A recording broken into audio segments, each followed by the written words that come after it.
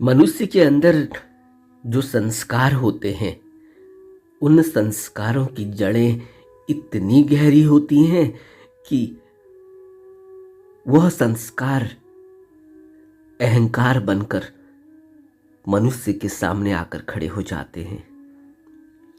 और जब मनुष्य किसी गुरु की खोज में निकलता भी है, कोई गुरु से संपर्क करता भी है, तब भी उसके अंदर एक शंका, तब भी उसके अंदर एक ऐसा भाव बना ही रहता है कि क्या यह कुछ जानता भी है या नहीं। एक अर्थ में तो यह भाव बना होना ठीक है, लेकिन दूसरे अर्थ में जब वह भाव दृढ़ हो जाता है कि मैं भी कुछ जानता हूं, मैं ऐसे ही थोड़ी घूम रहा हूं, मैंने ऐसे ही थोड़ी इतनी पढ़ाई लिखाई की है, इतना ज्ञान अर्जित किया है, ऐसे ही थोड़ी मेरे को भी लोग जानते हैं, मुझे भी कुछ पता है। और संसार में तो इस तरह से कार्यकलाप करते हुए मनुष्य अपना जीवन यापन कर लेता है, लेकिन जब वह आध्यात्म की खोज में निकलता है और यह स्वीकार करता है कि उसे गुरु की आवश्यकता है, अगर गुरु की आवश्यकता नहीं है फिर तो ठीक ही है, फिर तो वह जो कर रहा है वह ठीक ही है। लेकिन अगर उसने अभ्यास के दौरान में, अपनी खोज के दौरान में यह पाया कि नहीं, उसको गुरु की ज़रूरत है, कहीं न कहीं वह गुरु के बिना खालीपन उसके अंदर है, तब वो गुरु की खोज करता है। लेकिन गुरु की खोज तो करता है, लेकिन अपने को समर्पित नहीं करता। और समर्पित नहीं करने का कारण है उसका अहंकार, उसके वह पुराने संस्कार जो कहते हैं कि तुम भी तो कुछ हो, कैसे माने। और एक बात यह भी है कि जो गुरु है उसका जो रूप सामने दिखाई दे रहा है वह तो मूर्त रूप है, वह तो निर्माणकाय है, लेकिन निर्माणकाय के अंदर जो प्रकट हुआ है वह प्राप्त करने के लिए, उसकी उस आभा को, उस चमक को प्राप्त करने के लिए पूरी तरह से गुरु के प्रति समर्पण करना होगा। अगर समर्पण नहीं होगा तो फिर गुरु तो दिखाई देगा शरीर रूप में, लेकिन गुरु की वह चमक, गुरु की वह आभा, गुरु जो देना चाहता है वह यह व्यक्ति ले नहीं पाएगा। ऐसा नहीं है कि गुरु नहीं देना चाहता, गुरु ने तो अपनाया ही इसीलिए है कि गुरु तो सर्वशक्तिमान है और हर किसी को भी, जिसको भी गुरु अपना लेता है उसको अपना जैसा ही बना लेता है। इसीलिए तो कबीर कहते हैं, कीट न जाने भृंग को वह कर ले आप समान। दो कीट होते हैं, दो छोटे से पतंगे होते हैं, लेकिन दोनों में अलग अलग समानता, अलग अलग गुण है। जो भृंगी है, भृंगी के अंदर एक गुण है कि वह अपनी वाइब्रेशन से दूसरे कीट को वही वाइब्रेशन दे देता है। कबीर का यह छोटा सा पद कितना अमूल्य पद है और कबीर कितने आसान तरीके से हमको समझाते हैं। कीट न जाने भृंग को वह कर ले आप समान। गुरु अपना जैसा बना लेता है। यहाँ कबीर यह कहना चाह रहे हैं कि एक भृंगी होता है, भृंगी एक छोटा सा एक पतंगा है, लेकिन उसके अंदर एक वाइब्रेशन है, उसके अंदर एक आवाज़ है, उसकी वाइब्रेशन इतनी ज़्यादा है, जब कोई कीट कोई छोटा पतंगा उसके संपर्क में आता है तो वह भी धीरे धीरे उस वाइब्रेशन को लेकर, उस वाइब्रेशन का हिस्सा बनकर वह वाइब्रेशन उसको भी मिल जाती है और वह भी भृंगी बन जाता है, वह भी उसके जैसा ही बन जाता है। सोचो, कबीर कितने साधारण तरीके से हमको समझा रहे हैं कि कीट न जाने भृंग को, कर ले आप समान। कीट नहीं जानता भृंग को, कर ले आप समान, लेकिन वो अपनी तरह बना देता है, अपनी वाइब्रेशन से उसको इतनी वाइब्रेशन देता है कि वो धीरे धीरे उस वाइब्रेशन में वह भी वैसा ही बन जाता है और दोनों एक हो जाते हैं। लेकिन कब होंगे? जब एक दूसरे के लिए समर्पण करेगा। शिष्य जब गुरु के प्रति समर्पण करेगा तब उसे अपने उस समर्पण के दौरान में, अपने पूर्ण समर्पण में उसको गुरु की आभा, गुरु की चमक, गुरु की वह दौलत, गुरु की वह दात सब मिल जाती है। भगवान बुद्ध अपने धम्मपद सूत्र में कहते हैं कि धर्म का एक पद जो व्यक्ति के चित्त को शांत कर दे, उस पद का मान, उस पद का गान सहस्त्र निरर्थक गाथाएं गाने से अधिक श्रेष्ठ है। धर्म का एक पद जो व्यक्ति के चित्त को शांत कर दे, यही गुरु की खासियत है और यही गुरु की परख है। गुरु कौन है? गुरु वह जो मनुष्य के अंदर उसके मन को पूरी तरह से शांत कर दे, उसके अंदर ऐसी शांति पैदा हो जाए गुरु के संपर्क में आने से, उसको हम गुरु कहते हैं। लेकिन यह शांति कब आती है? पहली शर्त ही यही है, बुद्धम शरणम गच्छामि, कि मैं अपने को गुरु की शरण में छोड़ता हूं।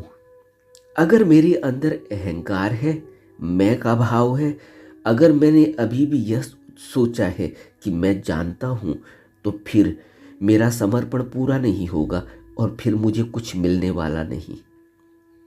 तो जो भी प्रश्न बार बार उठता है कि गुरु को कैसे खोजें, यह भी अपने अंदर देखते रहना चाहिए कि मेरे अंदर स्वीकार भाव कितना है। हर व्यक्ति जानता है अपने स्वीकार भाव को। हम समर्पण कहते तो हैं कि हम कर देंगे, लेकिन समर्पण के पीछे मेरा वह ज्ञान, मेरा वह किताबी ज्ञान, मेरा वह धर्म का ज्ञान, मेरा वह संस्कार जो पूरे जन्म का है, जहाँ से भी मैं होकर आया हूँ, जो भी मैं जी रहा हूँ, जो भी मैंने प्राप्त किया है, वह सभी ज्ञान मेरे आगे आ जाता है। और वह ज्ञान मेरे को बार बार यही कहता है कि मैं समर्पण तो कर रहा हूँ, लेकिन क्या मैं कुछ नहीं हूँ? एक बात। दूसरी बात कि जब हम गुरु के संपर्क में जाते हैं, गुरु से मिलने जाते हैं, तो हमारी इच्छाएं, वासनाएं, कामनाएं गुरु के प्रति क्या है? हम गुरु से अगर कुछ मांगने गए हैं तो फिर हमें कुछ नहीं मिलने वाला, क्योंकि गुरु तो हमें वह देगा जो गुरु देना चाहता है, जो गुरु के पास है। और गुरु वह नहीं देगा जो संसार में बार बार भवलोक में जन्म और मृत्यु का कारण बने। अगर हम गुरु के पास जाते हैं और गुरु ने हमें दीक्षा देकर अपना लिया है, तो यह समझ लेना चाहिए कि गुरु वही देगा जिसमें हमारा कल्याण हो, जिसमें हम सत्य के मार्ग पर अग्रसर हो सकते हो, जिससे हम निर्वाण तक पहुंच सकते हैं। गुरु ने वही देना है। गुरु वह कभी नहीं देगा जिससे कि हम फिर दोबारा से पुनः संसार में वापस खींच कर आ जाएं। इसलिए इस बात को हमेशा ही ख्याल रखना होगा कि अगर हम यह सोचकर गुरु के पास जा रहे हैं कि हमारे दुख से छुटकारा हो जाएगा, कोई ऐसी युक्ति मिलेगी जरूर, लेकिन यह मांग कि दुख से, संसार के दुखों से मुक्त हो जाए हम, यह गुरु जानता है कि कौन सा दुख तुम्हें संसार से ऊपर उठाएगा, कौन सा दुख तुम्हें संसार में फंसाएगा, कौन सा सुख तुम्हें संसार में फंसाएगा, कौन सा सुख तुम्हें संसार से ऊपर उठाएगा। यह गुरु जानता है, क्योंकि गुरु को जब हम समर्पण कर देते हैं तो गुरु को बेहतर पता है कि कौन सा दुख इसको जरूरी है और कौन सा सुख इसको जरूरी है। तो अगर हम अपने विचार से, अपने भाव से, अपने मन से यह अंदर बैठा कर गए हैं कि गुरु हमें सुख देगा, संसार का सुख, गुरु हमें दुख से मुक्त करेगा, संसार के दुखों से, तो गुरु ऐसा नहीं करने वाला। गुरु वह करेगा जो गुरु को बेहतर पता है, जो गुरु हमारी भलाई जिसमें देखता है। हम गुरु पर नहीं थोप सकते कि हमें इस दुख से मुक्त कर दो। वह दुख बेहतरी के लिए हो सकता है, लेकिन हम नहीं जानते। हमारी आंख देखने लायक नहीं है, हमारी आंख में अभी वह चमक नहीं, वह रोशनी नहीं कि हम देख सकें कि कौन सा हमारा दुख है और कौन सा हमारा सुख है। यही तो बुद्ध हमसे कहते हैं। और बुद्ध के संघ में तो ऐसे ऐसे लोग आए जो अपने मन से ही उन्होंने सोचा था कि किसी को रिद्धि सिद्धि मिलेगी। जैसे हमने पिछली वीडियो में कभी बात की, सुनक्षत्र आया। सुनक्षत्र यह सोचता था कि भगवान बुद्ध के संपर्क में, उनसे दीक्षा लेकर, उनके अनुशासन में रहकर उसे रिद्धि सिद्धि मिलेगी। और जब रिद्धि सिद्धि नहीं मिली तो सुनक्षत्र वापस चला गया। और जब वापस चला गया तो फिर उसके बाद सबको कहने लगा कि मैं वापस इसलिए बुद्ध को छोड़कर आया हूँ, बुद्ध के संघ को छोड़कर आया हूँ, क्योंकि वहाँ कोई रिद्धि सिद्धि नहीं मिलती। तब बुद्ध उससे पूछते हैं, क्या उन्होंने संघ में शामिल होने के लिए सुनक्षत्र से निवेदन किया था, या फिर उन्होंने उससे यह वादा किया था कि अगर वह संघ में शामिल होगा तो वे उसे कुछ चमत्कार दिखाएंगे। हम जब गुरु के पास जाते हैं अपनी स्वेच्छा से जाते हैं, न कि किसी कंडीशन के साथ। इस बात को गहरे में अपने अंदर बैठा लेना चाहिए। गुरु की तलाश तो हम सबको है। अगर हम आध्यात्म की तरफ बढ़ रहे हैं, आध्यात्म की तरफ हमारा रुझान है, हम ध्यान साधना कर रहे हैं, शिविरों में जाते हैं, तो आध्यात्म में हमारा रुझान तो है, गुरु की खोज तो हमें है। लेकिन अगर हम यह सोचेंगे कि हमें अपने हिसाब से जो हम चाहते हैं वह मिले, तब हम गुरु के पास जाएंगे या गुरु के पास जाएंगे तो वह यह दे देगा। गुरु तो तुम्हें सत्य देगा, और सत्य का अर्थ ही यही है कि जब हम असत्य से मुक्त हो जाएंगे, जब हम अपने अहंकार से, अपने संस्कारों से और गुरु के अनुशासन में रहकर अभ्यास करेंगे, तब हमें गुरु वह देगा जब वह उचित समझेगा कि अब इसका वक्त आ गया है, अब इसको सत्य की झलक मिलनी चाहिए। गुरु के पास सब कुछ है, और गुरु के पास कब देना है और कब नहीं देना, कितना यह संभाल सकता है, कितना यह नहीं संभाल सकता, यह भी पता है। और जो व्यक्ति अहंकारी है, जिस व्यक्ति के अंदर अभी मैं भाव है, उस व्यक्ति को कुछ नहीं मिलता। इसीलिए बार बार कहा जा रहा है, बार बार बुद्ध कहते हैं कि सबसे पहले यह समझो, अपने मैं, अपनी मेरी, अपने अहंकार को समझो, अपने आत्मभाव को समझो। यह आत्मता ही सबसे बड़ा धोखा है। और यही हुआ। हमने उपक की कहानी सुनी है। जब बुद्ध को ज्ञान प्राप्त हो गया तो कहते हैं कि तथागत ने सोचा कि मुझे सर्वप्रथम किसे उपदेश देना चाहिए। मेरे पुराने आचार्यगण तो मृत्यु को प्राप्त हो गए हैं। अगर वो मेरे बारे में आज जानकारी प्राप्त करते, अगर वह होते तो अत्यंत प्रसन्न होते। और मेरे 5 साथ में जो परिवारजक थे वह अभी भी जीवित है। मैं उनके पास जाऊंगा और उन्हें सर्वप्रथम धर्म उपदेश दूंगा। लेकिन रास्ते में, जब वो रास्ते में चल रहे थे तो वहाँ उपक मिल गया। उपक जो कि एक भिक्षु, एक साधु है, जिससे पहले भी सिद्धार्थ की भेंट मुलाकात हो चुकी थी।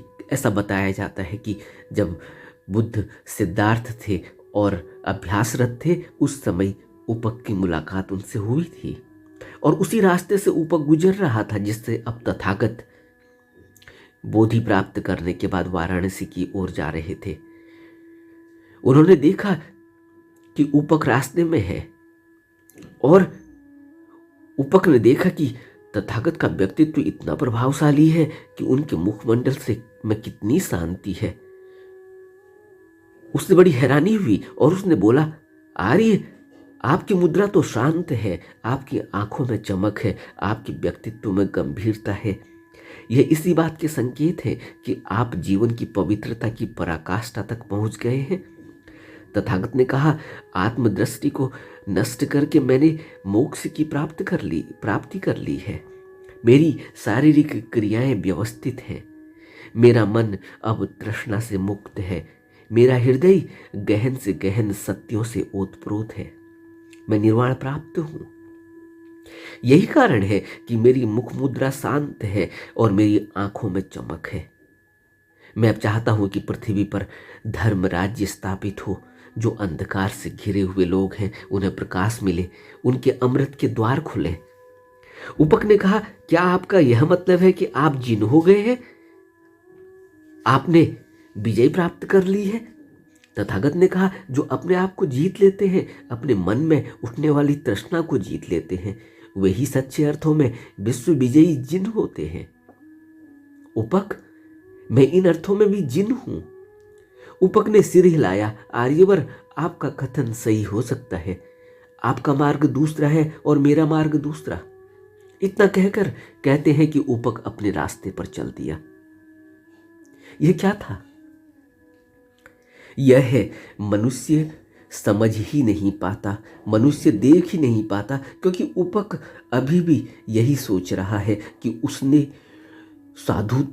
साधु का वेश, इतने सालों से वह साधु बना है, इतने सालों से उसने साधु का वेश धारण किया है, इतने सालों से वह भी तपस्या कर रहा है और अब मैं इनसे कुछ ज्ञान लूं, कुछ उपदेश लूं। देखो कैसा हो जाता है। एक व्यक्ति तलाश में वही है और सामने ही व्यक्ति खड़ा है, लेकिन उसे लगता है कि नहीं नहीं, मैं भी तो कुछ हूं, मैं भी तो साधु हूं और मैंने तो सब कुछ छोड़ दिया है। मैंने तो पूरा घर बार छोड़ा, मैंने कपड़े छोड़ दिए, मैंने सब जो भी एक संसार में भोग विलास की वस्तुएं होती हैं सब छोड़ दी हैं। तो क्या मुझे कुछ नहीं मिलेगा? और सामने ही मत कहने का अर्थ है कि एक जल का प्यासा पानी की प्यास बुझाने के लिए रास्ते में चल रहा है और उसे सरोवर रास्ते में दिखा, लेकिन वो कहता है नहीं नहीं, यह सरोवर मेरे काम का नहीं, मैं तो दूसरा सरोवर ढूंढ रहा हूं। प्यास अगर लगी हो आदमी को और सरोवर सामने ही हो, तो वह व्यक्ति उस दूसरे सरोवर की तलाश में निकलेगा जो अभी अनभिज्ञ है, जिसका कोई पता नहीं कि है भी या नहीं है। लेकिन वो कहता है नहीं नहीं, मैं तो दूसरा सरोवर खोज रहा हूं, ये वाला नहीं। इससे क्या पता चलता है? इससे यह पता चलता है कि अभी मुझे इतनी प्यास नहीं लगी। और जिसको इतनी प्यास लग गई हो कि जिसका दम ही निकल रहा हो, क्या वो यह विचार भी करेगा कि कोई दूसरा सरोवर? उसे क्या करना दूसरे सरोवर से? अब उसका सरोवर तो, उसको जो पानी चाहिए था वो तो सामने ही है। यही हमारी स्थिति होती है। हम सभी लोग इसी तरह के उपक की ही तरह के लोग हैं। और जब कभी हम खोज पर भी निकलते हैं तो वहां भी हम सारी मन से जितने भी विचार उठ रहे हैं, मन में जितने भी संस्कार लगे हुए हैं, उनको हम अलग नहीं कर पाते। क्यों? क्योंकि वह संस्कार बहुत गहरे हैं। आडंबर, दिखावा, झूठ, मिथ्याचरण, ईर्ष्या, द्वेष, राग, रंग और उसके अलावा कुरीतियां, उसके अलावा बाहरी आडंबर उसके अलावा जो बाहरी रीति रिवाज हैं, जहाँ मनुष्य जिस भी समाज में, जिस भी घर में पैदा होता है, वहाँ से निकल ही नहीं पाता। बार बार उसका मन, बार बार उसके संस्कार आगे आ जाते हैं। और नहीं तो आपने देखा ना, इतिहास में ऐसे लोग हुए हैं जो एक सिरे पर खड़े हैं, एक सिरे पर इतने एक्सट्रीम हैं, और वहीं से दूसरे सिरे पर उसी एक्सट्रीम से आते हैं और एक सिरे से दूसरे सिरे पर सीधे छलांग लगा देते हैं। अंगुलीमाल का उदाहरण हमारे सामने है, गोस्वामी तुलसीदास का उदाहरण हमारे सामने है, महर्षि वाल्मीकि का उदाहरण हमारे सामने है। ये कौन लोग हैं? और ऐसे असंख्य लोग हैं जिनकी गाथाएं, जिनकी कहानियां हम बार बार पढ़ते हैं। ये वो लोग हैं जो एक एक्सट्रीम पर होते हैं और उस एक्सट्रीम को छोड़ते हैं तो दूसरे एक्सट्रीम में उसी तरह से समर्पण कर देते हैं। वो बीच में नहीं रहते, वो ढुलमुल नहीं रहते कि मन अभी यह कह रहा है, मन अभी वह कह रहा है, नहीं यह होगा, नहीं वह होगा। उनको जो कहा जाता है वो उन्होंने करना है, 100% करना है। अंगुलीमाल को उनके गुरु ने कहा, जो उन्हें शिक्षा दे रहा था, कि अंगुलीमाल का नाम अंगुलीमाल नहीं है। तब वो गुरु कहता है कि तुम तब शिक्षा मिलेगी जब तुम अंगुलियों की माला पहनकर लेके आओगे। और वो चल देते हैं जंगल में। ठीक है, अगर गुरु ने यही कहा है तब मुझे शिक्षा मिलेगी तो ठीक है, मैं जाता हूं, लेके आता हूं अंगुलियों की माला। इस तरह से वो कुख्यात नरसंहारी बन गया और उसे हमने अंगुलीमाल कहा। लेकिन उसका अपना कुछ भी नहीं है, उसने तो एक ऑर्डर को मान लिया। और जब गुरु मिले, जब बुद्धि मिले, फिर दूसरे ऑर्डर को मान लिया और उसके बाद फिर गर्दन नहीं उठाई, फिर उसी दूसरे ऑर्डर पर 100% 100%। इस तरह से मनुष्य जब समर्पण करता है तो तब उससे मिलता है, इससे पहले नहीं मिलता। या इधर या उधर, सत्य कहीं भी बीच में अटके रहने जैसा नहीं है। यात्रा जरूर धीमी हो सकती है, लेकिन अडिग रहने वाली यात्रा है। इसमें ढुलमुल नहीं है कि कभी इधर लुढ़क गए, कभी उधर लुढ़क गए। बिन पैंदी के लोटे की तरह की यात्रा यह नहीं है। अगर हम गुरु के साथ जाते हैं, अगर हम गुरु की खोज में निकलते हैं, पहले अच्छी तरह से उसको परख लो। लेकिन हम परख भी नहीं पाएंगे, हमारी मजबूरी भी है कि हमारे अंदर वो आँख नहीं। फिर भी कुछ बाहरी चीज़ें हैं जो महसूस होती हैं। जैसे अभी हमने धम्मपद की एक सूत्र में कहा कि बुद्ध के संपर्क में, गुरु के संपर्क में जब जाते हैं तो एक शांति घटित होती है उनकी धर्म देशना से। यह पहला अनुभव है। वह शांति क्षण भर के लिए हो भला, लेकिन एक शांति घटित होती है, मन रुकता है। दूसरा, गुरु की पहचान करने का दूसरा तरीका, जो बाहरी तरीका है, वह यह कि गुरु कभी भी किसी आडंबर में नहीं फंसाता, किसी रीति रिवाज कुरीति में नहीं फंसाता, किसी भी उस दिखावे में नहीं फंसाता जिस दिखावे में से हम गुजर कर ही आ रहे हैं, जहां हमें कुछ मिला नहीं, जो हम अनंत जन्मों से करते हुए आ रहे हैं। गुरु कभी किसी आडंबर, किसी दिखावा, किसी कुरीति और किसी भी बाहरी उसमें नहीं फंसाता। गुरु का तो सिर्फ एक मकसद है कि किसी तरह से हम अपने अंदर की ओर मुड़े और हमारे अंदर ही वह बुद्ध बीज रूप में है, वह बोधि हमारे अंदर ही हमें मिलने वाली है। गुरु हमें कभी बाहर नहीं भटकाता। यह गुरु का लक्षण है। कोई भी गुरु जिसके पास भी हम जा रहे हैं, हमें यह सोचना चाहिए, हमें यही लक्ष्य रख के सामने जाना चाहिए कि गुरु को हम कैसे समझेंगे, कैसे हम समझें कि यह पूर्ण गुरु है। पूर्ण गुरु वही जो हमें बाहरी दिखावे से, बाहरी बाहर की तरफ से हमारा मुंह मोड़कर हमें अंतर की ओर लगा दे, हमारे अपने अंदर की ओर। क्योंकि जैसे क्राइस्ट ने कहा था, this body is the temple of living God. यह जीता जागता मंदिर है, यह जो हमारी देह है, हमारा शरीर है, यह जीता जागता मंदिर है।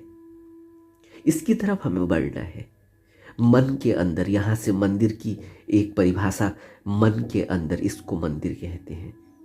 हमें मन के अंदर की तरफ जाना है। मंदिर, बाहर के मंदिर तो हमने बहुत उनकी हमने खोज करी है, वहाँ जाकर हमने बहुत कुछ किया है, लेकिन हमें अब मन के अंदर मुड़ना है। इसको मंदिर कहा तथागत ने।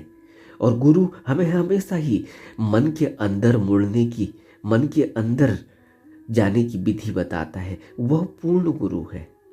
यह तलाश हमें ही करनी होगी। और जहाँ भी हमारे मन में शांति आती है, जहाँ भी हमें वह अंदर की ओर मुड़ने का अभ्यास मिलता है, मेथड मिलता है, टेक्निक मिलती है, दीक्षा मिलती है, हमें उसको स्वीकार करना चाहिए। क्योंकि गुरु की आभा तो हम शरीर से उसको कैसे देखेंगे? शरीर से तो हमें बिल्कुल सामने वैसा ही दिखाई देता है जैसे हमें साधारण मनुष्य दिखाई देता है। लेकिन गुरु जब चाहता है तो वह अपने अंदर, वह हमें उस बात को महसूस करा देता है, वह हमें वह शांति दे देता है कि अब हम फिर स्वीकार कर लेते हैं कि हाँ, अब मुझे सब कुछ मिल गया, अब मुझे 100% मैंने स्वीकार कर लिया। इसीलिए तो बुद्ध कहते हैं कि पहले तुम संदेह करो, मेरी बात को ऐसे ही मत मान लो, तुम संदेह करो। वह तुम्हारा अनुभव होना चाहिए। जो मैं बात कह रहा हूँ वह तुम्हारा अनुभव होना चाहिए। जब तुम्हारा अनुभव हो जाए, जब तुम्हारे अंदर उसका आभास हो जाए, तुम्हारे अंदर कोई भनक लगने लगे उसकी, तब फिर तुम उसको स्वीकार करो और फिर तुम बुद्ध की शरण ले लो। शुरुआत वहीं से होनी है, बुद्धम शरणम गच्छामि। जब एक बार शरण ले ली तो फिर आंख उठाकर ऊपर नहीं देखना, फिर अपने मन की नहीं सुननी, फिर गुरु की सुननी। यहां से हमारे अंदर जीवन में बदलाव होगा। और बदलाव एकदम भी नहीं होगा। संस्कार जन्मों जन्मों के हैं, जन्मों जन्मों की कहानी है। बहुलोक में अनंत जन्मों से यह मन भटक रहा है, यह संस्कार बार बार जन्म लेते हैं। बुद्ध कहते हैं यह संस्कार धीरे धीरे गुरु की शरण में मिटते चले जाते हैं, अभ्यास से साफ होते चले जाते हैं। इसलिए लगातार मेहनत करनी होगी, रुकना होगा और समर्पण पूरा। उसके बाद फिर इधर उधर नहीं देखना कि यहाँ नहीं मिला, वहाँ मिल रहा है, उसको वो मिल गया, इसको यह मिल गया। अगर कहीं भी अभी भी कुछ पाने की इच्छा है संसार की, कि संसार के पदार्थ मिल जाएं, संसार की तृष्णाएं पूरी हो जाएं, तो फिर गुरु के पास जाना व्यर्थ है। क्योंकि जो असली गुरु है वह यह नहीं देता, वह तो वही देगा जिससे हम सत्य की ओर बढ़ सकें। इस बात को बहुत गहरे में अपने अंदर बैठा लेना चाहिए। अगर मैं किसी भी डिमांड से, किसी भी लक्ष्य, बाहरी सांसारिक लक्ष्य से जा रहा हूं, तो फिर यह समझना चाहिए कि मेरी खोज सत्य की प्राप्ति की नहीं है। तो यह सोच लेना चाहिए कि मैं सत्य की प्राप्ति की खोज में जा रहा हूं या मैं संसार की प्राप्ति की खोज में जा रहा हूं। अगर मैं संसार की प्राप्ति की खोज में जा रहा हूं तो फिर मुझे ऐसे गुरु के पास जाना चाहिए जहां से संसार मिलता है। ऐसा भी होगा, बहुत से लोग जाते हैं, उन्हें लगता है कि संसार उनको मिल रहा है, तो इसलिए तो बहुत से गुरुओं के पास लोग जाते हैं। वो कहते हैं कि अगर उनसे बात कहीं जैसे सुनाई पड़ती है कि वहाँ गए थे तो धन धान्य में वृद्धि हो गई, वहाँ गए थे तो बच्चा हो गया, वहाँ गए तो घर बन गया, वहाँ गए तो शादी हो गई, वहाँ गए तो बच्चे हो गए, वहाँ गए तो गाड़ी नई ले ली, वहाँ गए तो अब बाल बच्चे और हम सभी लोग स्वस्थ हैं। तो इस तरह की बाहरी किसी भी तरह की सांसारिक प्राप्ति के लिए अगर हम गुरु की तलाश में हैं, तो फिर यह सोच लेना चाहिए कि फिर हमारा लक्ष्य संसार की प्राप्ति है, सत्य की प्राप्ति नहीं। और सत्य की प्राप्ति तो किसी बुद्ध के पास जाकर होती है, और बुद्ध तो वही देगा जो हमें मुक्त कर सके, और सत्य हमें मुक्त करता है। और बुद्ध हमें संसार में फंसाने के लिए नहीं, संसार से मुक्त करने के लिए आते हैं। तो गहरे में अपने अंदर विचार करना चाहिए कि मेरी तलाश क्या है, मेरी खोज क्या है, मेरा लक्ष्य क्या है, मैं क्यों गुरु की खोज में हूँ, मैं क्यों आध्यात्म की तरफ जुड़ना चाहता हूँ, मैं क्यों आध्यात्म की तरफ बढ़ रहा हूँ, मेरा लक्ष्य क्या है। अगर मेरा लक्ष्य सिर्फ सत्य और सिर्फ बुद्ध की प्राप्ति है, सिर्फ गुरु की प्राप्ति है, तो फिर मुझे उसी गुरु के पास मैं अपने आप ही पहुंच जाऊंगा। फिर हमें कुछ करने की जरूरत नहीं, क्योंकि वह जो सिर्फ अंदर की ओर मोड़ने वाला है, जो अंतर की तरफ ले जाने वाला है, वह तो कोई बिरला ही होगा। वह स्वतः ही, जब अंदर यह भाव पैदा हो जाएंगे, तो वह खुद ही अपने तक बुला लेगा। यह कहा जाता है और यह सत्य है। लेकिन अगर अभी संसारिक इच्छा है, तो फिर स्वतः ही हम ऐसे गुरु के पास पहुंच ही जाएंगे जो संसार देता है, जो संसार में उलझाता है। लेकिन गुरु संसार में नहीं उलझाता। जो गुरु की परिभाषा है, जो सतगुरु की परिभाषा है, जो सतपुरुष की परिभाषा है, जो बुद्ध की परिभाषा है, जो बुद्ध ने कहा कि मैं तो तुम्हें अभी इसी जन्म में निर्वाण और मुक्ति की बात करता हूं। हमें गहरे में अपने अंदर अपने से पूछना चाहिए, विचार करना चाहिए। नमो बुद्धाय।